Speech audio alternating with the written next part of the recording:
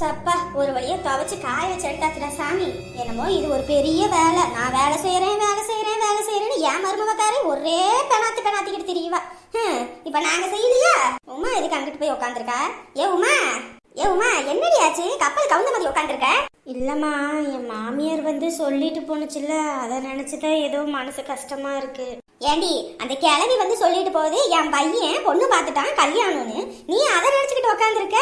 அவன்லாம் ஒரு ஆளா இல்ல ஆளான்னு கேக்குறேன். நீ இருக்கும்போது இன்னொரு பொண்ணை பார்த்து கல்யாணம் பண்றதுக்கு முடிவு பண்றானா? அவன் எவ்வளவு பெரிய தில்லாலங்கடியா இருப்பான். இல்லம்மா, நானும் கொஞ்சம் அவசரப்பட்டு வந்துட்டணும்னு தோணுதுமா. இங்க பாருமா, எப்படியும் அந்த கிழவி உன்னை பயமுறுத்தி எப்படியாவது அங்க கூட்டிட்டு போய் வேலைக்கடியா வச்சுக்கணும்னு தான் இப்படி பொய்யகியெல்லாம் சொல்லிக்கிட்டு இருக்குது. நீ அதை சொல்றதெல்லாம் நம்பிக்கிட்டு இருக்காத. உன் புருஷன் நான் ஒரு திட்டுனாலும் அந்த ஆளு பயந்து உடங்கி நிற்பது. அப்படி இருக்கும்போது அந்த ஆளு வேற ஒரு பொண்ணை போய் பாக்குறதா? இதெல்லாம் நம்புற மாதிரியே இருக்குது. நீ வேற அது சொல்லுது நம்பிக்கிட்டு உட்காந்துருக்க. ஏம்மா, அந்த ஆள் அப்படி போக மாட்டாருதான், எனக்கு நம்பிக்கை இருக்குது. இருந்தாலும் அவங்க அக்காவை சும்மா சொல்லக்கூடாதுமா. அது என்ன வேணாலும் பண்ணும், அது நினைச்சதை அடையணும்னா. நான் போன காலத்துலேருந்தே என்னை கண்டாலே அதுக்கு ஆகாது. இதுதான் சாக்குன்னு சொல்லி அது பண்ணாலும் பண்ணுமா.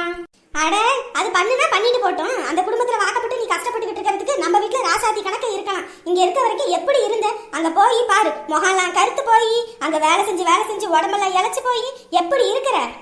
இல்லம்மா, இருந்தாலும் ஒரு தடவை என்ன ஒரு தடவை? இப்ப போய் நீ போய் நின்னு வச்சுக்க. இதுதான் சாக்குன்னு அவங்க உன்னை கொட்டிக்கிட்டே இருப்பாங்க, நீயும் குடிச்சுக்கிட்டே இருக்கிற. நீ பாட்டுக்கு வீம்புலயே இரு. அந்த ஆளு உன் காலில் விழுந்து உன்னை கூட்டிட்டு போகுது. ஏம்மா, இங்க பாருடி, இந்த மாதிரி ஆளுங்களுக்கெல்லாம் நம்ம இப்படிதான் இருக்கணும். அதை விட்டு போய் கோணிக்கிட்டு போய் குறுகிட்டு போய் நின்னோன்னு வச்சுக்க. இதுதான் சாக்குன்னு அவங்க மென்மேலும் பண்ணிக்கிட்டே இருப்பாங்க. நம்ம அடங்கி போய்கிட்டே இருக்கணும். வா, நம்ம வீட்டுக்கு கிளம்புவோம். ஏம்மா, என்னதான் இருந்தாலும் அந்த மனுஷனை எனக்கு பிடிக்குமா. ஏதோ கோவத்தில், அவங்க மேலே இருக்க கோவத்தில் வந்துட்டேன். இருந்தாலும் பயமாக இருக்குமா. அத்தனை தடவை ஃபோன் பண்ணிகிட்டே இருந்தார். ஒரு தடவை கூட நான் ஃபோன் எடுக்கல. நேற்றுலேருந்து ஒரு ஃபோன் கூட இன்ன வரைக்கும் பண்ணலை. அதாம்மா பயமாக இருக்கு. அட, நான் சொல்றேன், அவன் இல்லைன்னா இன்னொரு பணக்கார வீட்டை பார்த்து நான் கட்டி வைப்பேன். நீ போயிட்டு போறான்னு விடுவியா? அதை விட்டு ஆட்டம் கட்டிக்கிட்டு இருக்க. கிளம்பு, வா. அவன் உனக்கு விவாகரத்து கொடுக்கறதுக்கு முன்னாடி நம்ம அவனுக்கு விவாகரத்து நோட்டீஸ் அனுப்புவான். ஏம்மா, அட யாரடி இவ எம்மான்னு? நான் சொல்றது உனக்கு புரியுதா புரியலையா? இல்லம்மா, இருந்தாலும் அவசரப்படுறோமோன்னு தோணுது. இங்க பாரு, இப்படிப்பட்டவங்களுக்கெல்லாம் நீ போயிட்டு பணிஞ்சு நின்னா அவன் இதை விட ரொம்ப அதிகமா பண்ணுவான். அவங்களும் ரொம்ப அதிகமா பண்ணுவாங்க. இப்ப நீங்க வரவும் உன் மாமியார்காரி எப்படி அழுதுகிட்டு கெஞ்சுறா வீட்டுல வேலை செய்ய பயந்துகிட்டு, அந்த மாதிரி உன் புருஷனும் ஓடி வருவான். அதனால நீ இப்படியே இரு. சும்மா அங்க போயிட்டு வாரேன் அப்படி இப்படின்னு எதுவும் பண்ணிக்கிட்டு இருந்த அப்புறம் என்ன பண்ணுவேன்னு தெரியாது. சரிம்மா. சரி, வா, எல்லாத்தையும் எடுத்துக்கிட்டு வீட்டுக்கு கிளம்புவோம். எப்பா வீட்டுல உட்காந்து இப்படி நியூஸ் பார்த்து 80 வருஷம் ஆகி போச்சு. எப்ப பார்த்தாலும் இந்த அம்மா நடு வீட்டுல படுத்துக்கிட்டு புரண்டுக்கிட்டு டிவியில நாடகம்னு எல்லா சேனல்ல இருக்கு, எல்லா நாடகத்தையும் பார்த்துக்கணும். இப்படியே போய்கிட்டு இருக்கே. நம்ம ஒரு நாள் கூட டிவி பார்க்க முடியாது நினைச்சேன். இப்பதான் நிம்மதியா டிவி பார்க்க முடியுது. என்னதான் இருந்தாலும் இந்த அம்மாவை ஆளையே காணமே. வெளியேயும் காணோம், வீட்டுக்குள்ளேயும் காணோம். அக்கா வீட்டுக்கும் போயிருக்காது. எங்கிட்டு போனுச்சு?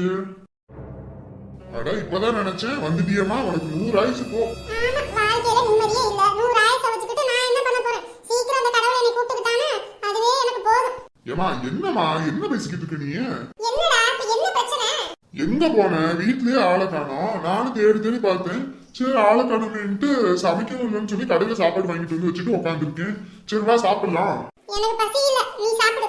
ஏமா, என்னம்மா பசியிலன்னு இருக்க? சாப்பாடுலாம் வாங்கிட்டு வந்துட்டேன். அப்புறம் எடுத்து வெளியே கொட்ட முடியும்? சாப்பிடலாமா 2 பேரும்? ஆமா, சாப்பிட்டு உயிர் வாழ்ந்து மட்டும் என்ன பிரயோஜனம்? நான் என்ன நிம்மதியாவா இருக்கேன்? சப்பா, இப்ப என்னமா நான் பண்ணணும்னு சொல்ற நீ? ஏண்டா, உனக்கெல்லாம் கொஞ்சம் கூட மனசாட்சியே ஒண்ணும் இல்லாம இருக்க பத்தியா? உன் அக்கா காரி தான் ஆட்டம் கட்டிக்கிட்டு இருக்கா அப்படின்னா நீயும் சேர்ந்துக்கிட்டு ஆடுற பத்தியா? இப்ப நான் என்ன பண்ணுனேன் இல்ல என்ன பண்ணேன்னு கேக்குறேன். ஏண்டா, என்னதான் இருந்தாலும் உமா நம்ம வீட்டு மருமவடா. அவ ஏதோ துடுக்குத்தனமா பண்ணுனா நானும் திட்டுனே வச்சேன், இல்லன்னு சொல்லல. அதுக்குன்னு அவளுக்கு இப்படி ஒரு துரோகம் பண்ணலாமாடா? இங்க பாருமா, அவளா நம்ம குடும்பத்துக்கு செட் ஆக மாட்டா. அக்கா சொல்றது சரிதான். இத்தனை நாள் போய் நானும் அவளுக்கு 100 தடவைக்கு மேல போன் அடிச்சு ஒரு தடவை கூட எடுத்து பேசல. ஒரு தடவை எடுத்து பேசினா என்ன? அக்கா இப்படி சொல்லும் போதே கூட எனக்கு மனசு வருத்தத்துல அத்தனை டைம் கூப்பிட்டு எடுக்காதவளுக்கு இவ்வளவு வீம்பு இருக்கும் போது அப்ப ஒரு ஆணை எனக்கு எவ்வளவு வீம்பு இருக்கும்? ஏண்டா, நீ எல்லாம் நினைச்சுக்கிட்டு இருக்க கல்யாணம்ன்றது ஒரு 2 பேரும் நினைச்சா வாழலாம், நினைச்சா டைவர்ஸ் கொடுத்துக்கிட்டு பிரிஞ்சு போயிடலாம்னு. ஆனா அது எதிர்கால சந்ததியை எவ்வளவு தூரத்துக்கு பாதிக்கும்னு உனக்கு தெரியுமா? நாங்களாம் அதை கடந்து வந்தவங்கடா. அந்த மாதிரி நீங்களாம் அனுபவிக்க கூடாதுன்னு தான் நான்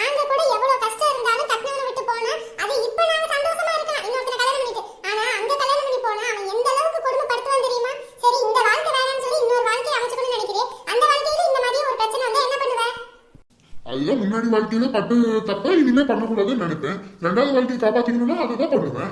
ஏண்டா ரெண்டாவது வாழ்க்கையை காப்பாத்திக்கணும்னு முன்னாடி பண்ண தவிர பண்ண மாட்டேன்ற அதே வாழ்க்கையை காப்பாத்திக்கணும்னா அந்த தவிர பண்ணாம இருக்க வேண்டியதானே? அம்மா அவளுக்கே அவ்வளவு வீம்பு இருந்தா எனக்கு எவ்வளவு வீம்பு இருக்கும்? டேய் என்னடா வீம்புன்ற ஒரு புள்ளைய பெத்தெடுக்கிறதா எந்த ஒரு ஆணாலும் முடியாது, ஒரு பொண்ணால மட்டும் தான் முடியும். அவ எவ்வளவு பெரிய வேதனை அனுபவிக்கிறா தெரியுமா? மரண வேதையை அன்னைக்கு கண்ணால பாக்குறா. யாருக்காக? உன்னோட சந்தோஷத்துக்காகவும் உன்னுடைய ஆண்மையை நிரூபிக்கணும்ன்ற காரணத்துக்காக தான். ஆனா நீங்க அதை பெருசா நினைக்கிறது இல்ல. எப்ப பார்த்தாலும் ஆணுன்றவன் பெரியவன் பெரியவன் அப்படின்ற. ஆனா உன்ன மாதிரி சில ஆண்களால தான் பெண்கள் வந்து ரொம்பவும் இத்தனை வருஷமும் கஷ்டப்பட்டு இருக்காங்க. நிறைய ஆண்கள் வந்துட்டு பெண்களை உயர்த்தணும்னு எவ்வளவோ முயற்சி பண்ணிட்டு இருக்காங்க. அந்த மாதிரி அவளுக்கு மனசுக்கு பிடிச்சது ஏதாவது ஒண்ணு நீ பண்ணிட்டு இருக்கலாம்ல? மா அவளுக்கு பிடிச்ச மாதிரி தானே இத்தனை வருஷம் நான் நடந்துக்கிட்டேன். அவளுக்கு இது பிடிக்கும்னா அதை பண்ணுவேன், இது பிடிக்க கூடாதுன்னா பண்ண மாட்டேன். எவ்வளவு தூரம் அட்ஜஸ்ட் பண்ணிட்டு தானே போனேன். என்னமோ நான் அட்ஜஸ்டே பண்ணாத மாதிரி சொல்லிட்டு இருக்கேன். சப்பா உனக்கு நான் சொல்லி புரிய வைக்க முடியாதுடா. நான் வந்து என் பையனை இப்படி வளர்த்துட்டேன்னு நினைச்சு எனக்கு மனசு வேதனையா இருக்கு. நானும் ஒரு பொண்ணு தான். இன்னொரு பொண்ணு வாழ்ந்து கெட்டு போகணும்னு நான் ஒரு நாள் யோசிக்க மாட்டேன். ஆனா நீ இப்படி யோசிச்சுட்ட.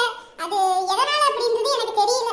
ஆனா கல்யாணத்துக்கு அப்புறம் உனக்கு தோணும் இதுக்கு இந்த உமாவே பரவாயில்லன்னு. அன்னைக்கு எதையுமே திருத்தி எழுத முடியாது. அதை மட்டும் யோசிச்சுக்க. அவ்வளவுதான். இன்னைக்கு நீ என்ன செய்யறியோ அதுக்கான எதிர்வினை உன் குழந்தை ரூபத்துல உனக்கு வரும். அதை புரிஞ்சுக்க. நான் போறேன். அவகிட்ட நான் மன்னிப்புட்டு அவளை கூட்டிட்டு வரணும்னு இந்த அம்மா சொல்லுது. அது மட்டும் முடியவே முடியாது. எப்பா துணியை துவைக்க போகும்போது கூட தெரியல. வீட்டுக்கு வரதுக்குள்ள போதும் போதும் ஆயிடுது. அடிக்கிற வெயில எப்படிதான் போய் துணியா துவைச்சிட்டு வருதுன்னு தெரியல. ஐயோ இப்போ இந்த துணியை வேற காய போட்டு அப்படியே கொஞ்சம் வளர்த்தி எடுத்தா தான் அவிச்ச நாத்து அடிக்காது. இல்லைன்னா அப்படியே மடிச்சு வச்சோன்னா பீரம் முழுக்க நாத்து அடிச்சுக்கிட்டு கிடக்கும். இந்தா உமா. ஏமா ஏமாடி துணியை அப்படியே வீட்டுக்குள்ள வைக்காம அந்த கயித்துல காய போட்டுறியா? ஏம்மா எனக்கு மனசே சரியில்லைம்மா, நீ காய போட்டுருமா. ஏடி அங்கேயும் துணியை துவைச்சி அதெல்லாம் எடுத்துட்டு வரதுக்குள்ள போதும் போதும் ஆயிடுச்சுடி. அம்மாவுக்கு உடம்பு ஒரு மாதிரி அசதியா இருக்கு. துணியை மட்டும் காய போட்டுருமா. ஏம்மா என்னம்மா? அட என்னாடி நீ வேற துணியை காய போடு. என்னம்மா எல்லாரும் திடுதுப்புன்னு கிளம்பிட்டீங்கன்னா வீடே விரிச்சோடி போயிடும். யாரும் இல்லாத அனாதை மாதிரி இத்தனை நாள் இருந்தேன். நீங்கள் வந்து இங்கே இருக்கும்போது தான் மனசுக்கு ரொம்ப ஆறுதலாக இருந்துச்சு. பக்கத்தில் 4 பேர் கூட கேட்பாங்க, இப்படி அனாதையாக இருக்கீங்களே பிள்ளைங்க அத்தனை பெத்தும் அப்படின்னுவாங்க. ஆனால் அப்போ கூட எனக்கு தெரிஞ்சுக்கல பிள்ளைங்க அங்கிட்டு போய் நல்லா இருக்குங்கன்னு. ஆனால் இப்போ எல்லாம் வந்து இருந்து சந்தோஷமாக இருந்துட்டு நீங்கள் போனதுக்கப்புறம் இந்த வீட்டில் என்னால் இருக்கவே முடியாது. எல்லாம் இங்கே இருந்துருங்கம்மா. நான் ஒரு தனியாக இருந்து இந்த ஒண்டிக்கிட்டே இந்த வீட்டில் வாழ்ந்துக்கிட்டு இருக்கேன். நீங்கள்லாம் இருந்தீங்கன்னா ஒன்று மண்ணா இருந்துக்கலாம்ல. நான் என்ன உங்களுக்குன்னு தனியாகவே உழ வச்சு ஆக்க போகிறேன். ஆக்கிறதுல கொஞ்சோண்டு சாப்பிட போகிறீங்க. எல்லாரும் ஒன்றா இங்கே இருந்துக்கலாமா? இருங்கம்மா. இருக்கலாமா, இருந்தாலும் அங்க அவங்களுக்கெல்லாம் வேலை எதுவும் முடியாதுமா. நான் தான் போய் பார்க்கணும் வைக்கணும். எல்லாரும் போயிட்டீங்கன்னா மனசே வேதனையாக இருக்கும். அப்பப்போ வந்துட்டு போனீங்கன்னா தானே எனக்கும் இந்த வீட்டில் உசுரோடு இருக்கணும்னு ஒரு எண்ணம் இருக்கும். நீங்களாம் அத்தி பூத்தார் போல தான் வரீங்க. அத்தை இத்தனை வருஷம் எப்படியோ இருந்துட்டோம். இதுக்கு மேலே அப்படி இருக்க மாட்டோம் அத்தை. கண்டிப்பா நாங்களாம் வரோம். நீங்களும் வீட்டுக்கு வாங்க. சரிங்க மாப்பிள்ள, நீங்களும் நல்ல துணி, அப்புறம் நானும் ஒரு 4-5 துணி எடுத்து வச்சிருக்கேன். இந்த பையில இருக்கு.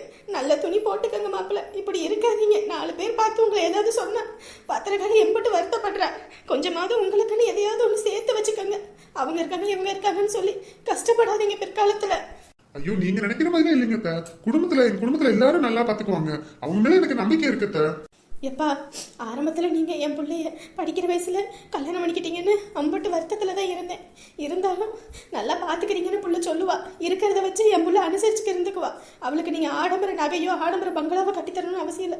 யார் முன்னாடி தான் பொண்டாட்டியும் பிள்ளையும் கை நீட்டி நிற்கக்கூடாத அளவுக்கு வச்சுக்கோங்க.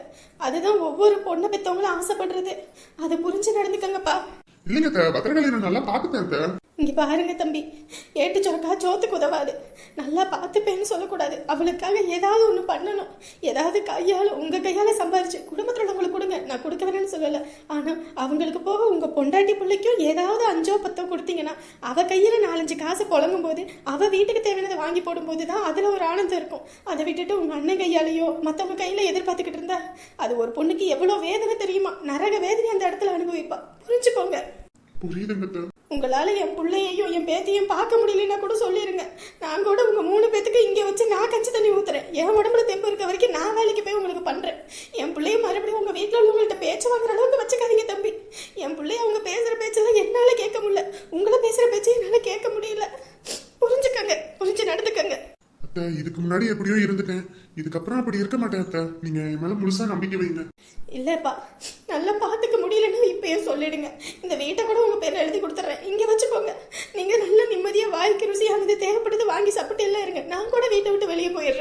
இல்லைங்க அத்தை, ஒரு பெண்ணா இல்ல நீங்க சொன்னது எல்லாமே எனக்கு புரியுது.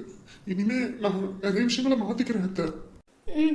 நீங்க எனக்குன்னு எதுவும் செய்ய வேணாம். என் பிள்ளைக்காக அவ யார்கிட்ட கை நீட்டாத அளவுக்கு மட்டும் பாத்துக்கோங்க, அது போதும். சரிம்மா, நாங்க வாரோம். இந்தாங்கம்மா, இதெல்லாம் எடுத்துக்கோங்க. அங்க போயிட்டு இந்த துணியெல்லாம் போட்டுக்கோங்க, சரியா? அம்மாயி பார்த்து பத்திரமா இருங்க, நான் அப்பப்ப வாரேன். சரி தங்கம், பார்த்து பத்திரமா இருக்கணும். போயிட்டு வாங்க. ஏன் சந்தோஷ், இன்ன வரைக்கும் உன்னை ஆளை காணோன்னு எனக்கு என்னமோ மாதிரி ஆகி போயிடுச்சு. எங்கப்பா போன? அப்பா நான் தான் சொன்னேன்லப்பா உங்ககிட்ட. நீ சொன்ன, ஆனா எங்க போன? அப்பாய் வீட்டுக்கு தான் போனேன். அத்தைக்கு என்னால முடிஞ்ச உதவியை செஞ்சுட்டு வரணும்னு போனேன்னு சொன்னேன்ல, அதனால என்னால முடிஞ்சதை செஞ்சுட்டு வந்திருக்கேன்ப்பா. சந்தோஷ், நிஜமாவா? ஆமாப்பா, எப்படியும் நீங்க அம்மாவுக்கு பயந்துகிட்டு செய்ய மாட்டீங்க. நீங்க செஞ்சாலும் அத்தையும் வாங்கிக்க போறது இல்ல. அதுதான் என்னால முடிஞ்சதை நான் செய்யணும்னு சொல்லி போய் செஞ்சுட்டு வந்திருக்கேன்ப்பா. சந்தோஷ், நீ எனக்கு பையனடா, என் அப்பா. நான் செய்ய முடியாத விஷயத்த என் தங்கச்சிக்காக செஞ்சிருக்க. உனக்கு நான் எவ்வளவு நன்றி சொன்னாலும் ஈடனே இல்லடா. என்னப்பா பேசுறீங்க? உங்களோட தங்கச்சி முக்கியம்னு நீங்க தான்ப்பா நினைச்சு செய்யணும். அம்மா எவ்வளவு தடுத்தாலும். ஆனா நீங்க தான் அதுக்கு முன் வர மாட்டேங்கிறீங்க. அதான் ஏன் எதுக்குன்னு எனக்கு தெரியல. இருந்தாலும் எனக்கு ஒரு தங்கச்சி இருந்தா நான் என் ஒய்ஃப் என்ன சொன்னாலும் போய் செய்வேன். அது என்னோட கேரக்டர். உங்களோட கேரக்டர் இப்படி இருக்கலாம். அதனாலதான்ப்பா. என் தங்கச்சி ரொம்ப சந்தோஷமா இருந்தாளா? நல்லா இருந்தாங்கப்பா. அத்தைக்கு ரொம்ப சந்தோஷம். நான் இந்த மாதிரி செய்வேன்னு அவங்க எதிர்பார்க்கவே இல்லை. அதுவும் இல்லாம அப்பாயி என்னப்பா ஹெல்ப் பண்ணாங்க. அப்பாயி என்னை பத்தி எதுவும் சொன்னிச்சாப்பா? அவங்களுக்கும் ஆசைதாப்பா நம்ம குடும்பம் பழையபடி எல்லாரும் ஒண்ணு சேர்ந்து இருக்கணும்னு. ஆனா அதுதான் நடக்க மாட்டேங்குதுன்னு ரொம்ப வருத்தப்பட்டாங்க. என்னம்மா, உன் பையனும் உன் புருஷனும் ஃபோன் பண்ணாங்களா? அவர் எங்க கூப்பிடுறாரு? நான் இல்லன்னு என்னையவே மறந்துட்டு உட்காந்துருப்பாரு. ஒரு போனும் பண்ணல, ஒண்ணும் பண்ணல. நான் தான் மதியானம் போன் பண்ணேன். ஏமா, இருந்தாலும் உன் புருஷனுக்கு இம்புட்டு திமிரு ஆகாதுமா? என்னப்பா பண்றது, எல்லாம் என் நேரம். போய் இந்த மாப்பிளைய கட்டி வச்சீங்கல்ல, அதுதான். நான் என்னமா பண்ணுவேன்? வசதி இல்லாத பையன் வசதியான பையனை கட்டி வச்சிருந்தா நம்ம அவனுக்கு அடிமை மாதிரி போய் கையை கட்டிட்டு நிக்கணும். நம்மளோட வசதி கம்மியா இருக்க பையனை கட்டி வச்சா அவன் நம்ம சொல்ல பேச்சு கேட்டுக்கிட்டு நமக்கு காலு கீழே இருப்பான்னு நினைச்சேன். இப்ப எல்லாம் இப்படி மாறி இருக்கான். முதல்ல அப்படிதானே இருந்தான். முதல்ல அப்படிதான் இருந்தாரு. இப்பதான் அவருக்கு ஏதோ பேய் பிடிச்சு போச்சு. நீ வேற இங்க உட்காந்துருக்க, உன் புருஷன் உன் பிள்ளைய அங்க இருக்காங்க. ரெண்டு பேரும் சேர்ந்து சீர்வரிசைக்கு இது செஞ்சுட்டாங்களா என்ன அந்த பிள்ளைக்கு? எப்பா, அன்னைக்கே அந்த போட்டு அவங்க கிட்ட இருந்து காசை பிடிங்கிட்டு வந்தேன். மறுபடியும் போய் அவங்க அந்த சீர்வரிசையில செய்வாங்க நினைக்கிறீங்களா? பயம் இருக்குல்லப்பா, மறுபடியும் போனா மறுபடியும் அசிங்கப்படுத்துவேன்னு. அதனால அதெல்லாம் ஒண்ணும் செய்ய மாட்டாங்க. ஏமா, நம்ப முடியாதுமா. ரெண்டு பேரும் கேடி பயலுக. பையனை பெத்து வச்சிருக்க. அதாவது நம்ம ரத்தத்துல நம்ம வகரால வரும்னு பார்த்தா அதுவும் அவங்க ரத்தத்தை அவங்க வகராலே வளர்ந்து வச்சிருக்குது. எப்பா, அதை விடுங்கப்பா. அவனுக்கு கூடிய சீக்கிரத்துல நம்ம சொந்தத்திலேயே ஒரு பொண்ணை பார்த்து கட்டி வச்சிடணும்ப்பா.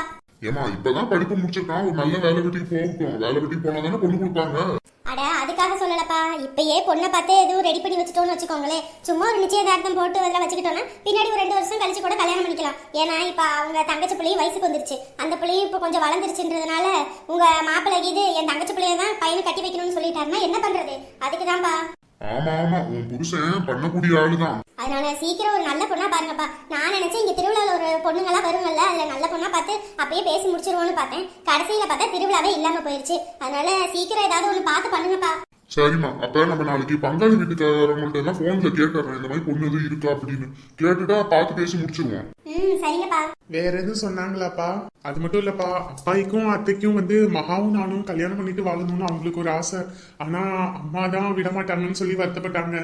சின்ன வயசுல நானும் என் தங்கச்சியும் பேசுவோம். அண்ணே, எனக்கு ஒரு பையன் பிறந்தாலோ இல்ல உனக்கு ஒரு பிள்ளை பிறந்தாலோ இல்ல உனக்கு ஒரு பையன் பிறந்து எனக்கு ஒரு பிள்ளை பிறந்தாலோ நம்ம அவங்க 2 பேர்த்து கல்யாணம் பண்ணி வச்சு நம்ம எப்பயுமே இந்த பந்தம் நீடிக்கணும்னு சொல்லி நானும் என் தங்கச்சியும் பேசுவோம். அதே மாதிரி நடந்திருக்கு. ஆனா என்ன பண்றது, அவ வசதி கம்மியா இருக்கான்னு சொல்லி உங்க ஆத்தாக்கறி அதை ஏத்துக்க மாட்டா. எனக்கும் ஆசைதான் அது நடந்தா. ஆமாப்பா, ஆனா மகா ரொம்ப பாவம்பா. அத்தை வந்து அவங்க பட்ட கஷ்டத்தெல்லாம் சொன்னாங்களா, அதை கேட்க கேட்க எனக்கு அப்படியே என்ன சொல்றது ஏது சொல்றதுன்னே தெரியல. இப்படி கஷ்டப்பட்டவங்களுக்கு நம்ம ஒரு வாழ்க்கை கொடுக்கணும்னு தான்ப்பா நான் ஆசைப்படுறேன். ரொம்ப வசதியா இருக்க பொண்ணை கட்டிக்கிட்டு வசதியோட சேர்றதுனால ஒரு பிரயோஜனமும் கிடையாது. அதுவே வசதியா இருக்கவங்க வசதி இல்லாத பொண்ணுக்கு ஒரு வாழ்க்கை கொடுத்து அவளோட வாழ்க்கையில அவள் லட்சியத்துக்காக நம்ம போராட்டத்துக்கு உதவுறது தான்ப்பா ஒரு நல்ல ஒரு விஷயமா இருக்கும்னு நான் நினைக்கிறேன்.